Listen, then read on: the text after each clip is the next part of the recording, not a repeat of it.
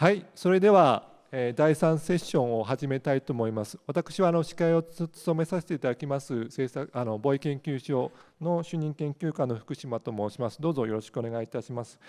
第3セッションはですね、総合討議ということになっておりますが、まず総合討議のですね、ディスカッションを始める前にですね、第2セッションの積み残しがございまして、第2セッションの最後の質疑応答の部分につきましては、第3セッションの方に積み残しておりますので、まずはこちらの第2セッションに関する質疑応答ということを行いまして、それから残りの時間を使いまして、総合討議ということにさせていただければと思います。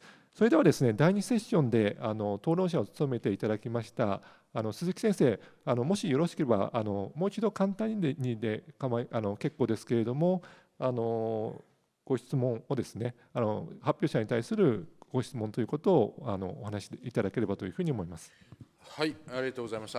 先ほど、お話しさせていただいたのは、宇宙開発、宇宙政策を各国の文脈で理解するために、どういうコンテクストで、誰がリーダーシップを発揮して、どういう制度なのかという、こういう観点からお話をさせていただいて、で質問としてですね、やっぱり現代、今、この直面する、テーマとして、一つは、トランプ次期大統領が、登場することによって、この、どのような、戦略的な変化、各国のこの安全保障上の宇宙利用に関してですね、変化が起こりうるのかと。でそれは取りも直さず、関連する問題として商業化、今やはりアメリカで進んでいるこの、商業宇宙要するに民間企業がですね、この行っている活動を、アメリカの安全保障利用に、サービス調達の形で入っていく、取り入れていくと。そうなると、この国、またその防衛機関が主導するようなこういう宇宙開発にならなくなってくる。これはそれぞれの国で見られていくのかどうか。そしてそのトランプ政権と商業化といえばもうイーロン・マスクという、人物が出てくると。でこのイーロン・マスクという人物が、このもたらすであろうこの宇宙政策、宇宙開発の在り方に対する変化、これに各国どうやって対応していくのかという、こういうことについてをちょっとお伺いしたいという、そういう質問を投げかけました。はい、鈴木先生、ありがとうございます。それでは第2セッションに参加されました発表者の皆様に今の点についてお答えいただきたいんですけれども、お答えいただく順番としてはですね、まずラジャゴパラン先生にお答えをいただいて、次にパスコ先生、そして私、そしてボエン先生ということでお願いできればというふうに思います。時間が限られておりますので、5分程度でお一人ずつ回答いただければというふうに思います。Yeah, thank you, Kazuto, and thank you for.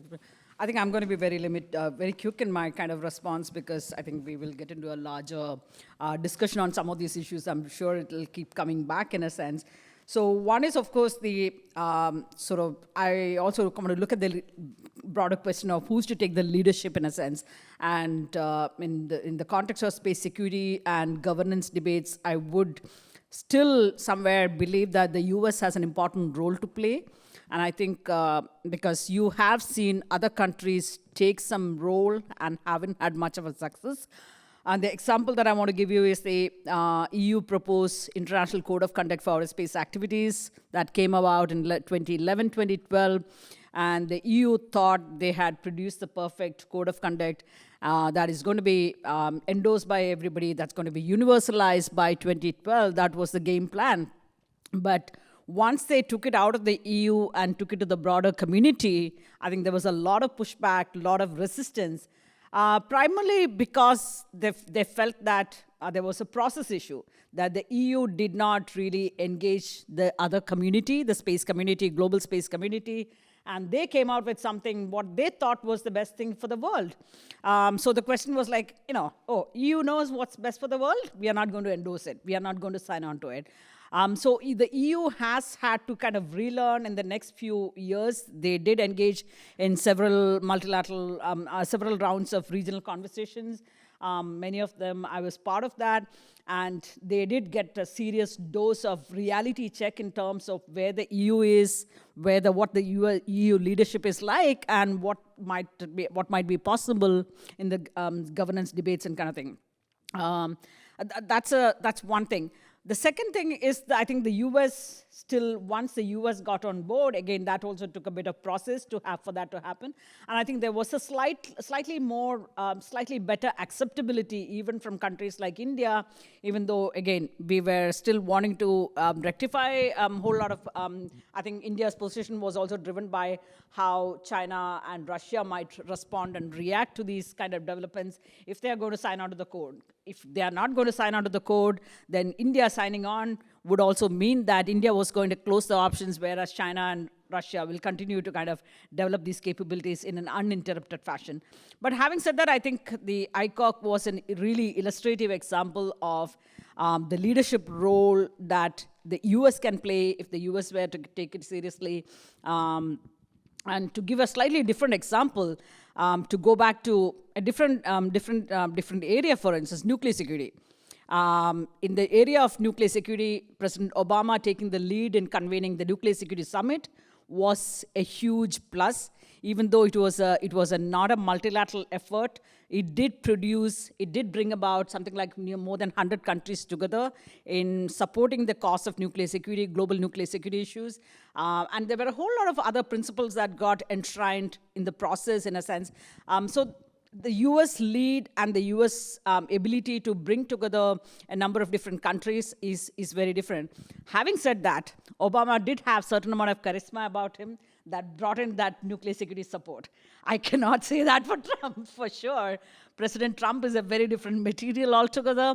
And I think it's, again, when you look at Asia or the Indo-Pacific region, the region is, when they look at the Trump presidency, it's all about uncertainty, unpredictability, and so on and so forth. So I think that is going to be the biggest issue for much of the region in terms of how they're going to deal with the Trump presidency. Again, one thing that I would think is that this is something a lot of the Asian countries are doing. And I think this started sometime during the Obama presidency. Even though these countries, both the US, Japan and Australia, for instance, even though both countries are US security partners, they also started making efforts to build their own kind of Asian partnerships on their own, leaving the US out. Again, this is not to say that the US was not going to be important, but this is to look at a possible contingency at some point if the US were to sort of retreat and sort of have more of an isolationist kind of an approach to international affairs, global security issues and kind of thing. These countries wanted to have their own options. So therefore, both Asia, Australia, Japan started kind of building their own security partnerships in it. And I think India also embraced this whole idea of Asian security partnerships in a big way.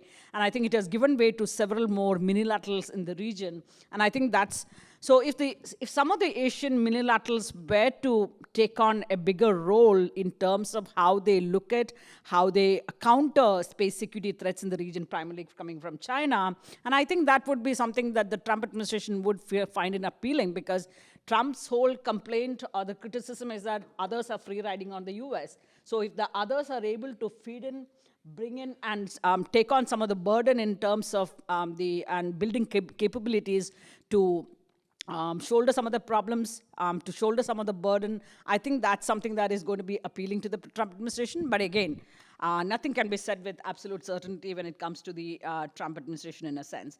I think I'm going to stop here. Commercialization, let me leave it to Xavier, who spoke on that in particular.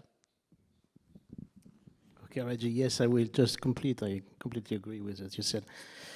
Leadership, as you know, and you mentioned that, Kazuto, is something that has been very at the birth of the space program in France, and the Gaullist tradition and all that had very much to do with leadership. And just an anecdote on this, almost exactly when President Kennedy was talking at Rice University for the moon speech, almost At the same time, the prime minister in France, called Michel Debré at the time, one of the first prime minister of the Fifth Republic, was giving a speech about the need for any country who wants to be to have some sort of a status on the international scene and some sort of autonomy. There was a need, a requirement to invest in two domains, space and nuclear.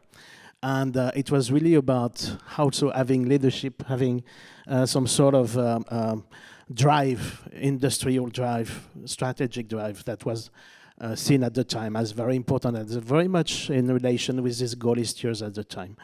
I think I would have, as far as leadership is concerned today, and you mentioned the next Trump presidency, I think as far as the EU is concerned, most of the homework is an EU one. I mean, EU must make its homework.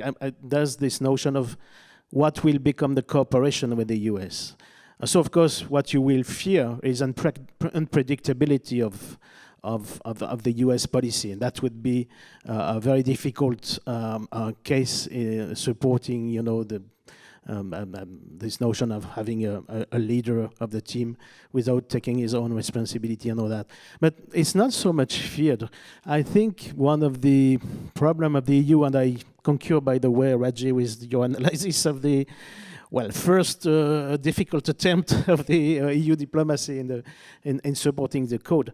If you take the space programs and the big corporations today, the trouble with the EU is really to make sure that it has to know what it wants to be in this cooperation. If you have to be a partner with a big spacefaring nation like the US, and basically the leadership of the US is clearly recognized. I mean, the difference in terms of capabilities, resources, and all that is acknowledged, of course. The trouble is, on the European side, I would say, we have this leadership problem, both because of these specific institutions, the 27 member states, etc., and finding a common governance of these things, and secondly, because if you want to have a role in a cooperation, you have to bring things yourselves. You have to contribute to the cooperation and not only be passive and with no real contribution. And that's clearly a political decision to bring things on the table. And clearly in Europe today, whether you take the manned space exploration, for example, the moon program and all that, there are still discussions about what should be the position of Europe in the partnership with the US in this, you know, just contribute by paying things or bringing new systems. And the more you reflect on it, the more you realize that in order to be a substantial partner, a useful partner in any cooperation, you must bring your own contribution and have some sort of autonomy at some point in bringing this and really contributing, helping, in fact, the partner by making more of this cooperation. So that's very, very important today for Europe to realize. And Europe is realizing this. I would say it's exactly the same for the NATO relationship between EU and NATO. It's exactly what do we want to be in the next 20 years as a strategic partner. How do we define ourselves as a strategic partner? What does it mean?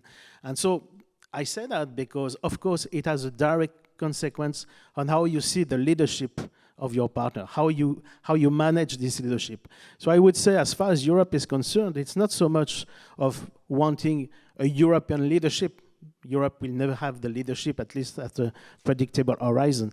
But it's how to manage this relationship with an acknowledged leadership with a big partner. That will be, I think that will be the most important thing. And that goes to the point that it means how much you have to invest yourself in space systems, for example, in systems that will allow you to be a capable partner and not just a burden, in fact, in the partnership. So I think that is the right question, Yasuhito. Leadership is key, and this is something that Europe has difficulty to grasp with.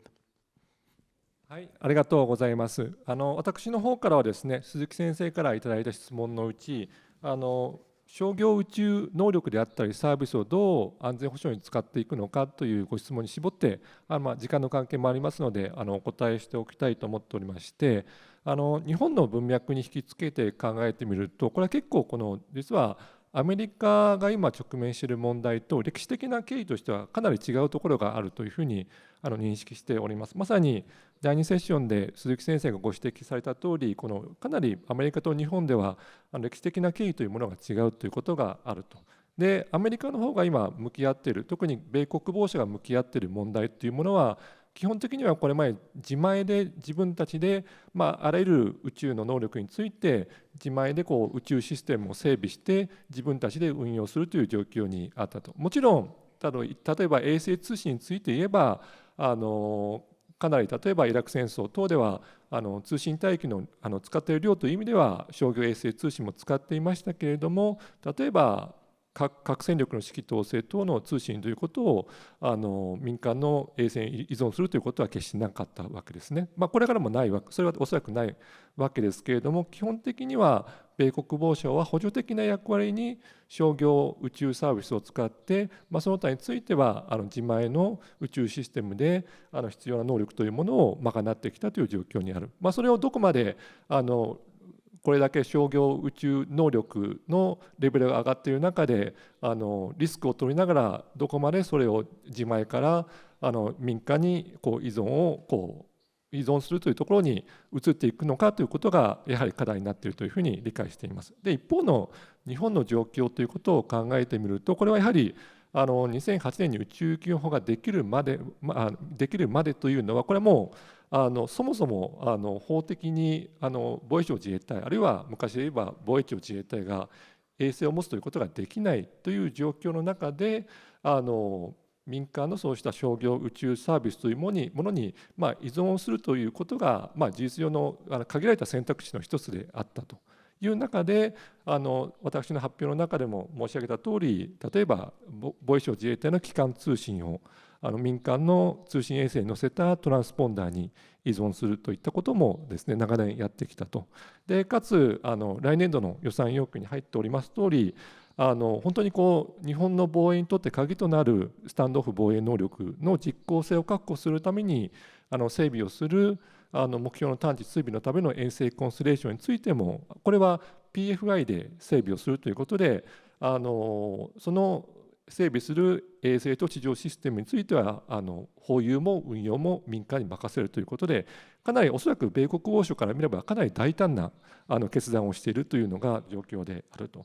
でそうした中で日本がこれから考えなければいけないことは何なのかというと、一つは今までの第1セッション等も含めた議論の中であった通り、ロシア・ウクライナ戦争を見ても実際にすでに民間の商業宇宙システムに対するサイバー攻撃であったり電子攻撃が起きているという中で、そうした実際の脅威に対してどういうふうにですね向き合いながら民間の商業宇宙システムを含めて守っていくのかと、この点については内閣府を中心として取り組みが始まっております宇宙医療の安定性確保に関する官民協議会であるとか、あるいは宇宙作戦群からの民間事業者への情報提供ということが重要になってくると思っています。でもう一つはやはりこれまでも商業宇宙サービスに依存してきた利用してきたとはいえ、やはり新しいタイプのいわゆるニュースペースと言われているタイプのまだ日本国内でサービスが始まっていない、例えば衛星コンステレーションを使った高速低遅延の通信であるとか、あるいは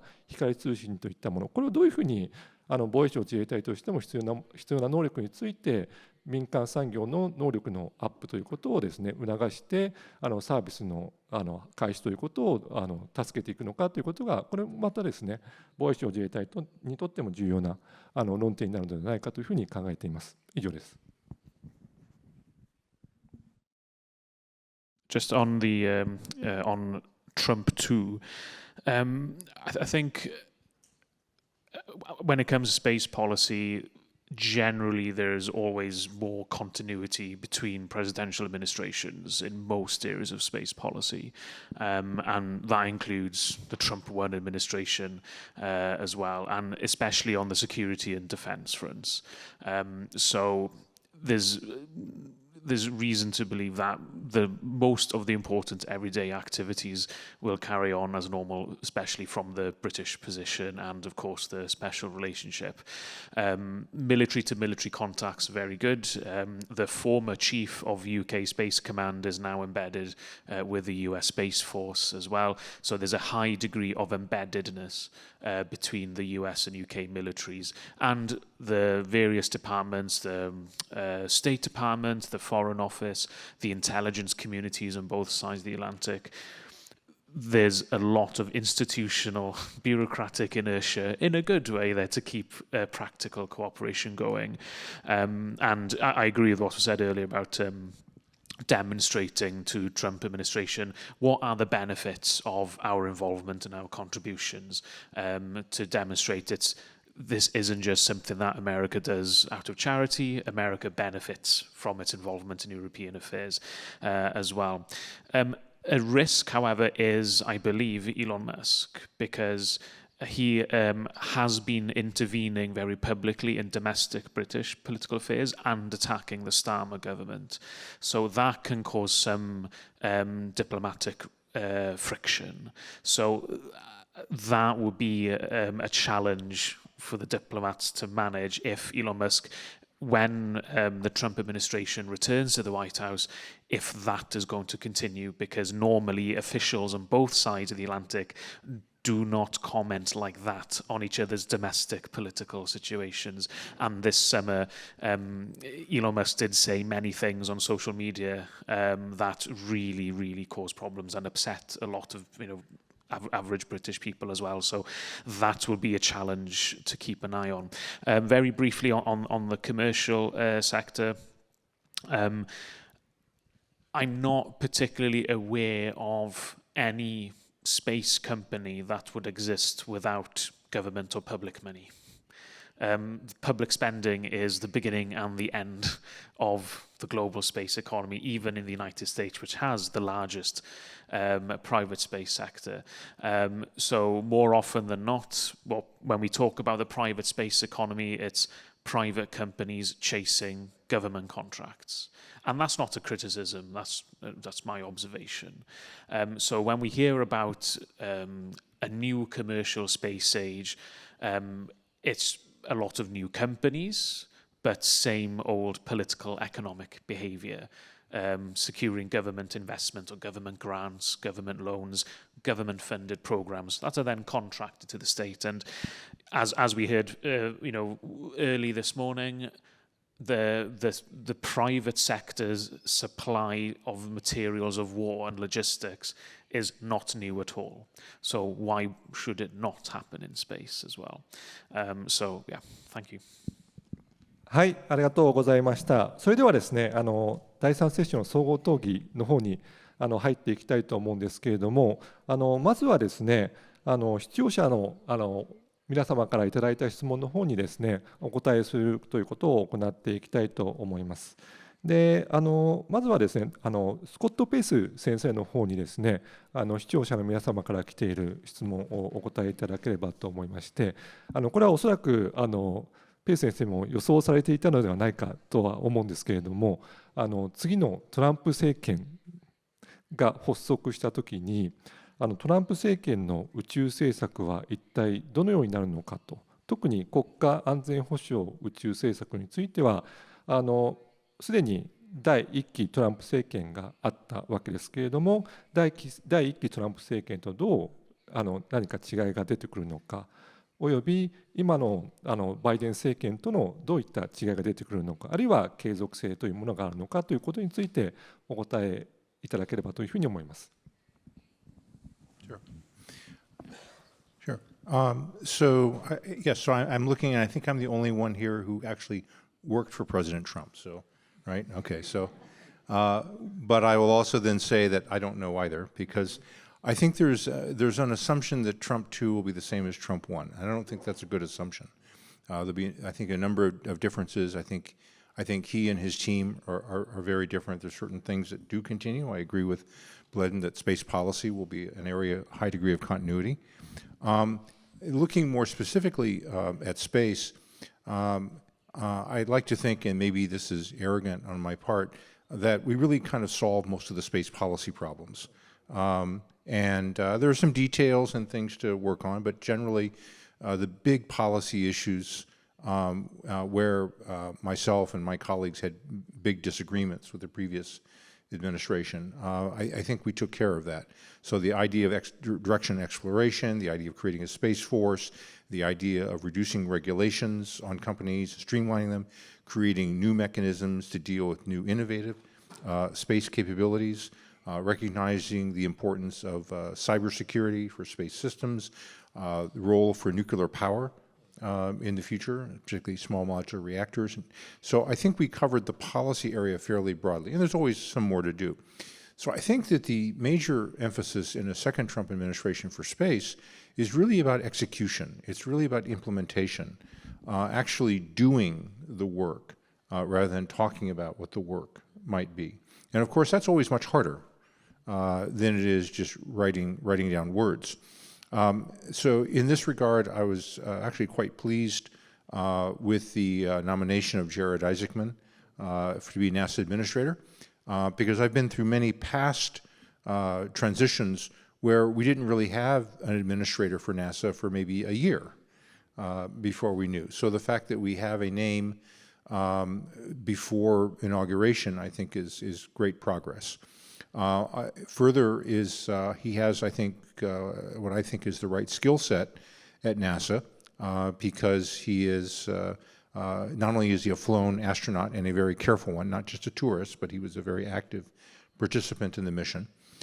He's run his own companies, very wealthy, but also good at managing teams. So he has the technical project program management system engineering skills that I think is appropriate for a NASA administrator. So right off, that says a lot of good things to me. And he plainly recognizes problems within NASA, and by implication with DoD. I would say his more recent commercial experiences have all been more on the DoD side, and he's very familiar with the problems in defense procurement. So he comes in, I think, very, very experienced in that. The challenge in implementation is, while we say a lot of good things about taking advantage of the commercial sector in national security space, we don't always do it. And there are a lot of innovative companies that are hoping to provide services and innovations to DoD who are not really getting funded. And the Defense Department has a really hard time trying to be more agile, more flexible in trying out new capabilities.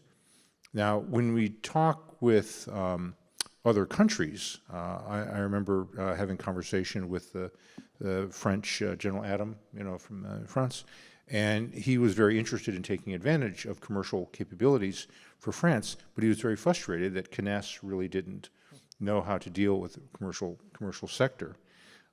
So in the case of Japan, certainly the Boisho should look at taking advantage of commercial industry, but also be aware that how you buy things can be just as much of a problem as your budget, can be.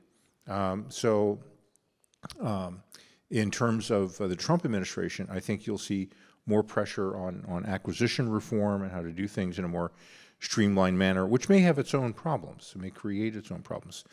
When talking about Elon Musk, certainly he's very interested in Mars. That's a big part of his vision.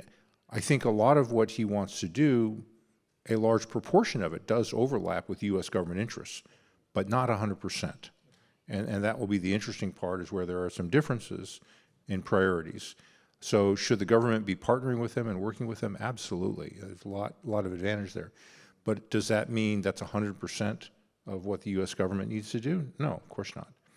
I think his impact in the second Trump administration may have less to do with space policy and may have more to do with his involvement in the Department of Government Efficiency in terms of personnel, acquisitions, budget reductions, and so forth. And so his impact maybe on space may come more from that side than it comes from inside. I think Jared Isaacman will make changes himself But those will be things that he wants to do, and that Mr. Musk will play probably a larger role. Over. はい、どうもありがとうございます、ペイ先生。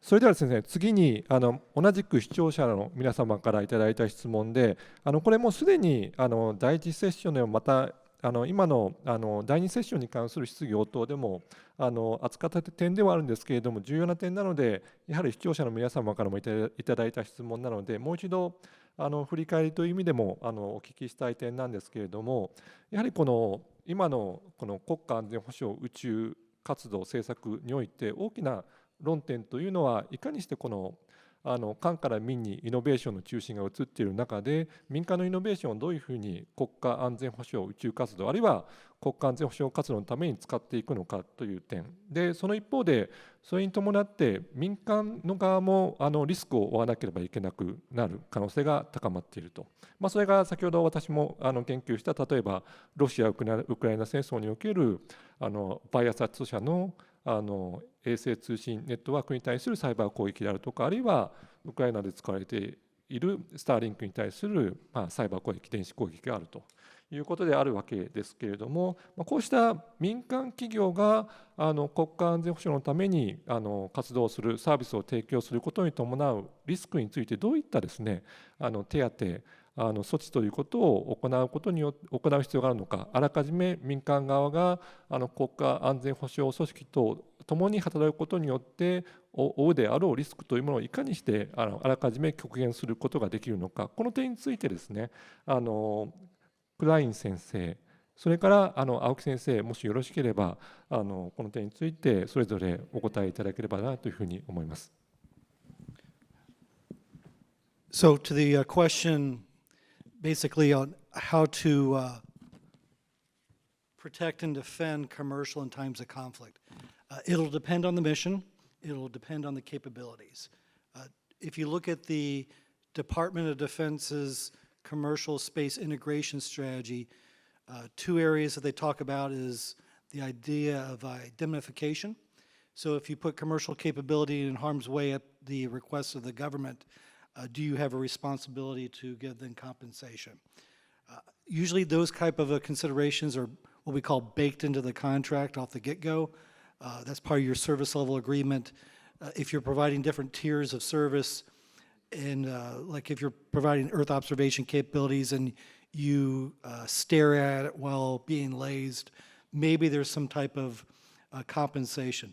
But what's often forgotten is the underwriting industry.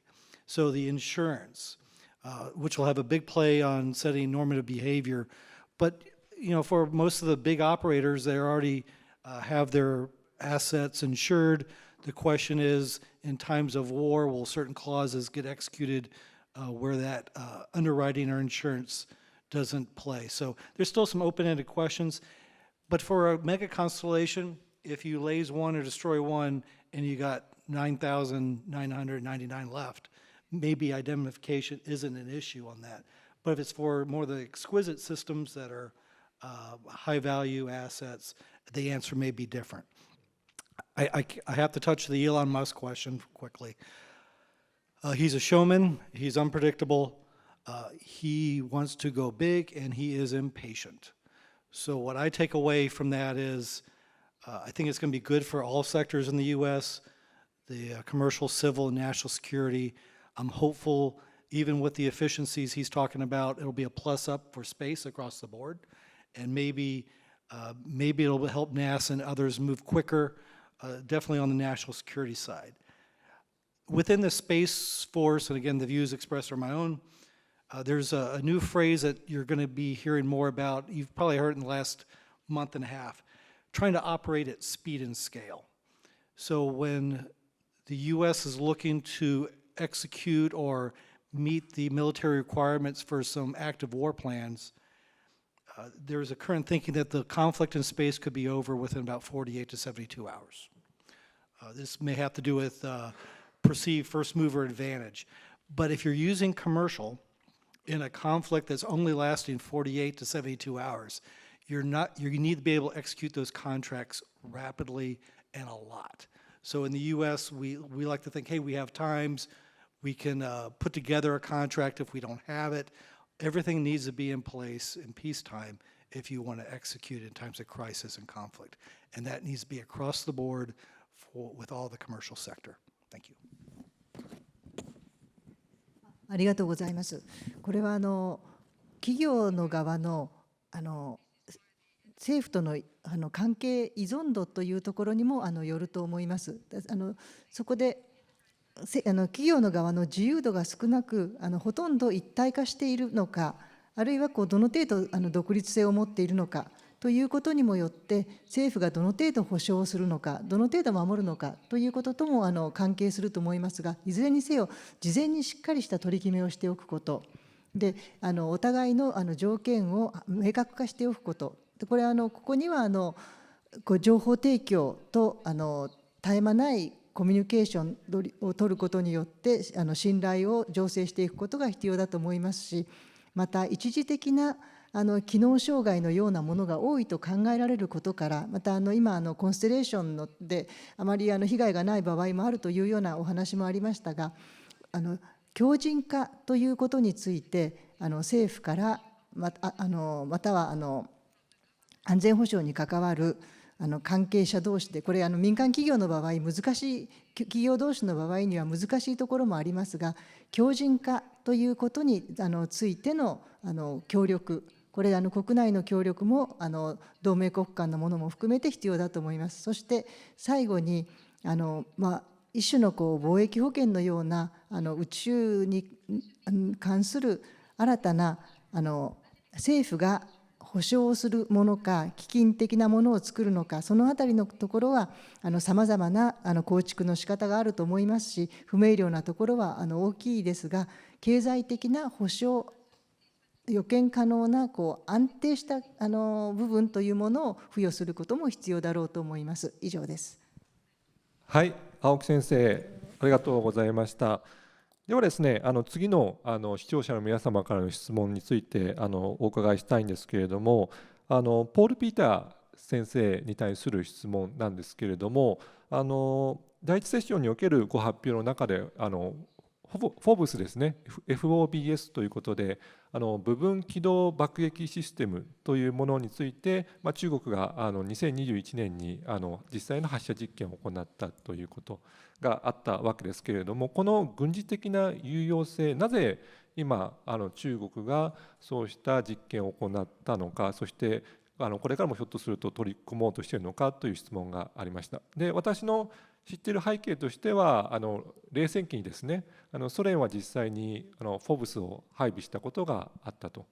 でこれは南回りからアメリカを核攻撃するということでアメリカの早期警戒レーダー網を回避してサプライズアタックを行うということが主な目的であったと。ところがソ連はソルト2に基づいて、実際にはソルト2は発行しなかったわけですけれども、ソルト2に基づいて FOBS を廃棄した。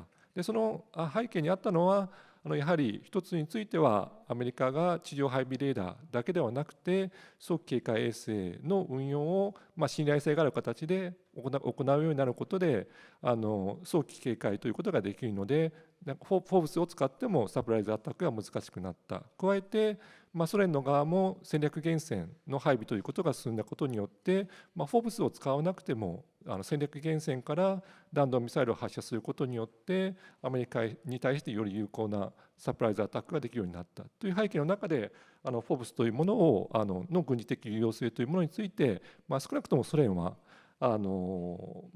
必要ないという判断をしてソルト2に従って廃棄ということを行ったわけですけれども今回なぜ中国はFOBSに着目し実験を行ってどういった軍事的な有用性を見出しているのかという点についてですねポール・ピーター先生にお伺いできればなというふうに思います。Okay, sure, thank you. So some technology differences between what China tested and what the Soviets tested is that China for the first time tested a hypersonic glide vehicle in its FOBs. So this gives it enhanced ability to evade missile defenses. In effect, this thing's going at, I think one estimate put it at Mach 21, Mach 29, I forget the exact number.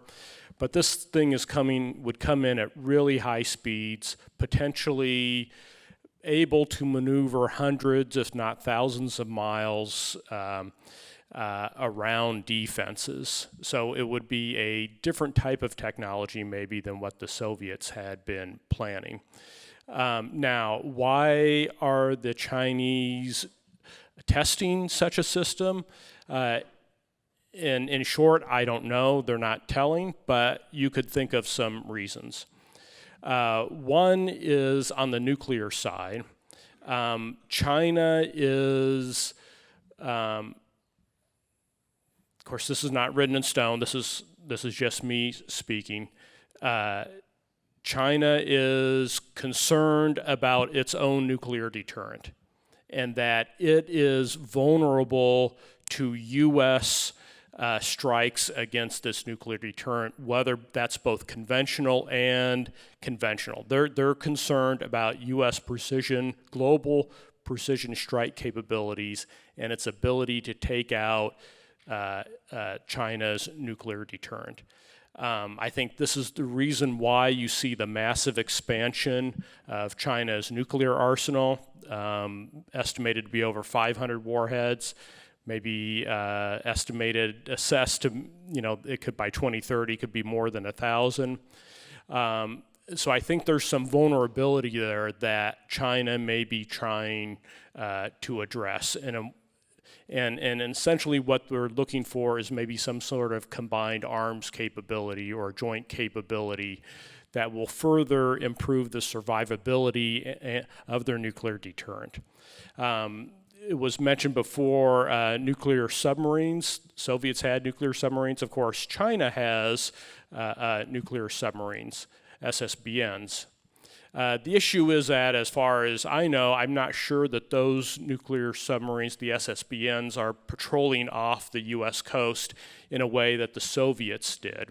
And so achieving that same sort of maybe strategic surprise by launching missiles from submarines may not work in the China case. And what a nuclear capable FOBs ability would do would allow them to maybe conduct strikes at a much faster rate than the capability that they currently have. Now, can they evade U.S. missile defenses? Yes. Are U.S. missile defenses designed to counter China? No. So in a sense, we don't lose anything.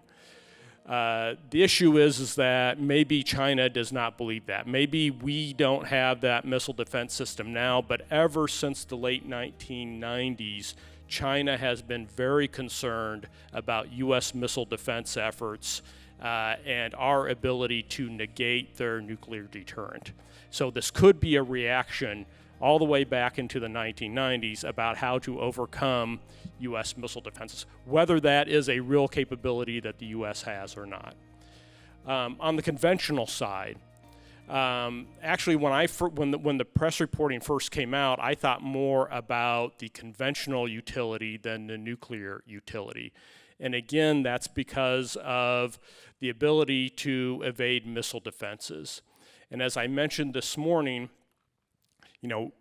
radars on Japan could be facing west towards China. A FOB could come in from the east and take out targets. Now, you would need more than just one or two systems then, right? This would have to be a number of systems that could operate in a short period of time. And again, this is just me speculating, but you could imagine that this could be used in an initial attack, which would come in and suppress or degrade U.S. or Japanese air and missile defenses that would then allow follow-on attacks, whether through cruise missiles or ICBMs, to enable them to become more effective. Don't know. I've seen no writings in Chinese writings concerning that. That's just me speculating. But if you look at how China wants to approach the U.S. problem, they want to give us as many dilemmas to solve as possible. And this presents us then with another dilemma about how do we defend against China's ever-growing long-range precision strike complex. Thank you. はい、ありがとうございます。最後の視聴者の皆様からの質問をお聞きしてしたいと思うんですけれども、特にパスコ先生に対してで、他の方からももしご意見あれば伺いたいんですけれども、今年の2月にですね、アメリカの議会の方から突如と言っていいと思うんですけれども、ロシアが核を搭載した対衛星攻撃用の衛星、ASAT 衛星ですね、これを開発しているのではないかという疑惑が出たと。これが非常に国連においてもですね、国連安全保障理事会においても国連総会においても、また各場においても非常に大きな論点になってきたわけですけれども、フランスにとって非常にやはりこのロシアの宇宙における脅威というものは大きいというふうに私も理解しておりまして、フランスの持っている通信衛星にロシアの衛星が近づいてくるといった事例もこれまであったと。そうした中で今回のですね、ロシアによる核兵器を搭載した衛星を攻撃するための衛星を開発しているという疑惑について、実際のところ軍事的な観点においてフランスにおいてはどのくらい現実的な脅威としてこの問題は捉えられているのかということをですね、質問が来ておりまして、よろしければお答えいただければというふうに思います。Okay, thank you. Indeed, I don't have any privileged information about this. Yes, indeed, a very dramatic announcement about this nuclear armed device, let's say. And I think France here is quite in line with a number of other countries, facing this threat. I mean, what has been characterizing this threat, as far as I understood, is the fact that it will have a dramatic effect on the part of the population of objects orbiting the Earth. And in this respect, I think that wouldn't change, and that would even reinforce the belief that France has tried to materialize in its diplomatic decisions, which is the fact that space environment is an environment where anybody is interdependent. And this is a very specific characteristics of space compared to other air, land, sea environments. Cyber, you can discuss this, but space is very specific. Physics, is the key elements here. So it is clear that first what you see is, of course, some sort of signaling here, a strategic signaling, and it shows this relationship that has increased over the years between space and nuclear in terms of, I would say, creating some sort of military posture, and more than that, strategic posture for the countries. So, as you know, when the space defense strategy has been publicized in 2019, the then Ministry of Defense, Florence Parly, has insisted a lot on some examples of misbehaviors, citing, and she did it, citing the Luch Olymp Russian satellites, trying to get close to several satellites in geo-orbit to do things and maybe eavesdrop or whatever, listen to the satellites and all that. And that was clearly, I would say, mentioned as a misbehavior, as something that should be fought against. And she was reflecting on the fact that, as a matter of fact, these satellites are doing this, so you have to get equipped so that you can see the satellites come and know more about what they're doing, basically. This is a difference between space situational awareness and space domain awareness. In a sense, you're having more intelligence about what this kind of satellites can do. This was an example of hostile or presumably hostile action that had triggered the decision to refer to this notion of active defense and create an environment where you have to discourage the attacker from doing his attack. By the way, I just want to mention here that in France we don't use the word deter, which is very specifically reserved to the nuclear posture.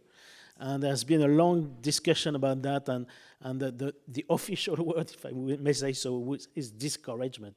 You want to minimize the benefit of the attacker, and you want to impose cost at some point if you have these two things. Of course, the issue you mentioned is very different from one satellite just getting close to you and doing things.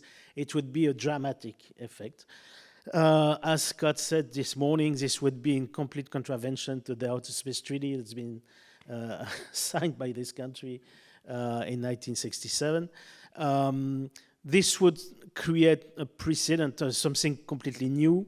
My point is that France here wouldn't have any, I think, specific posture, political reaction, strategic reaction that would be different from any other like-minded countries.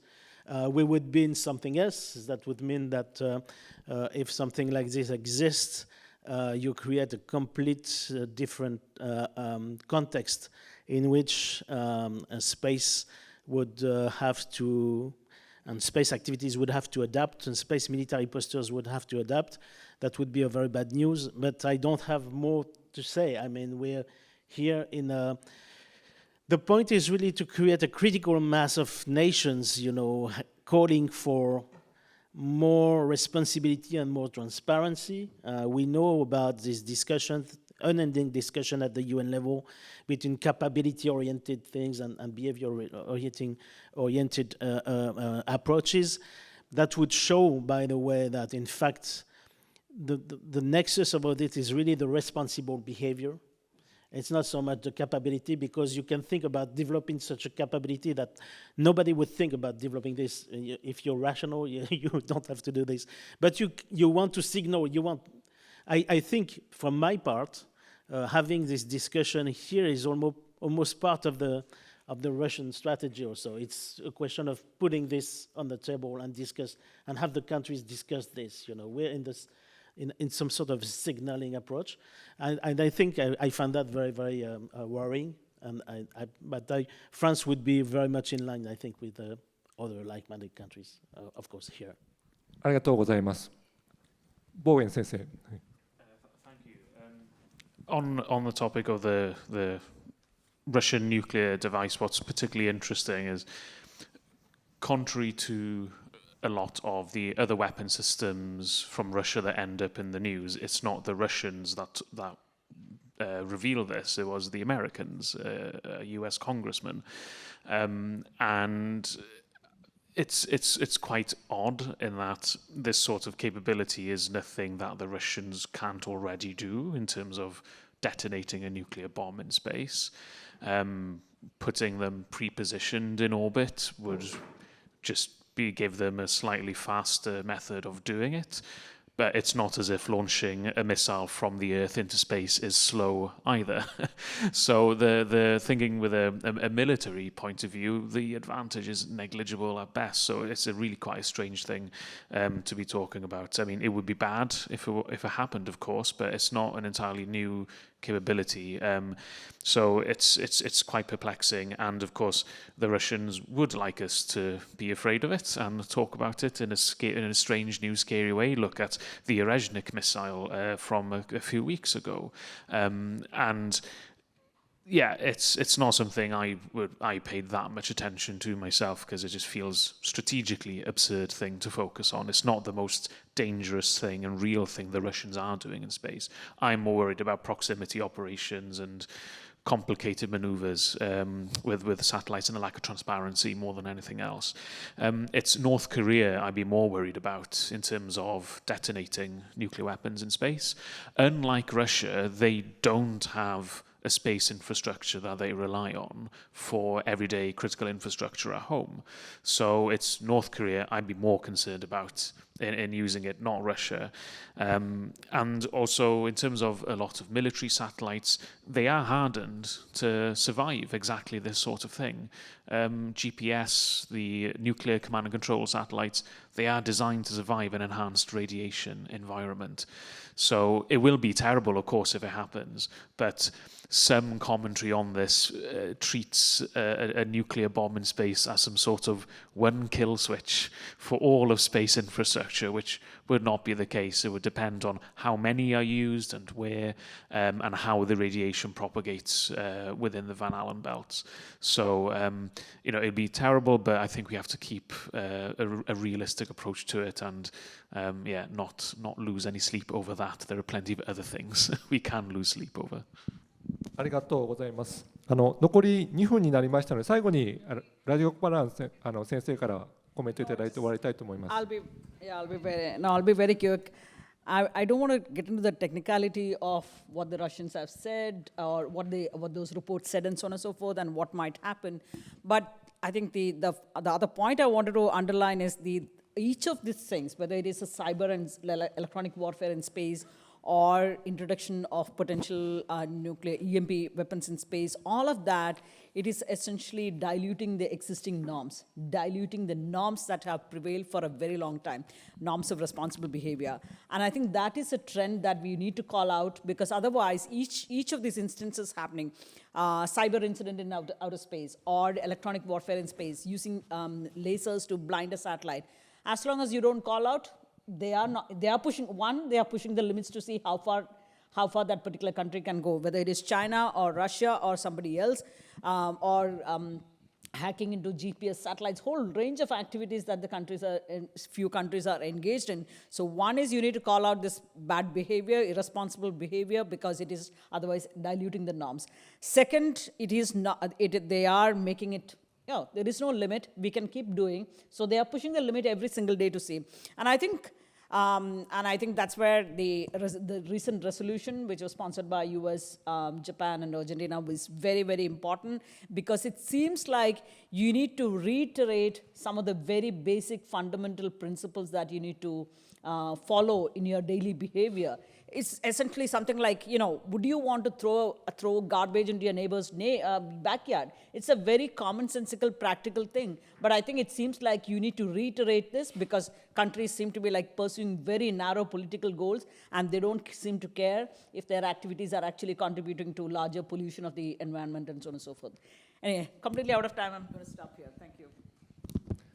はい、どうもありがとうございました。本当にタフな質問に丁寧にお答えいただきましてありがとうございました。最後に登壇者の皆様にもう一度大きな拍手をお願いできればと思います。ありがとうございました。